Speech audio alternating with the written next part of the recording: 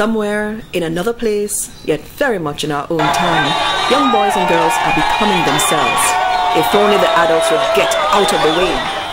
The novel Bad Girls in School gives a fresh, unvarnished and humorous look at three girls and their teacher in modern Caribbean society and shows how sports, music and business builds character and heals pain. Written by award-winning author Gwyneth Harold, this entertaining read has already won over young readers and gives space for sequels.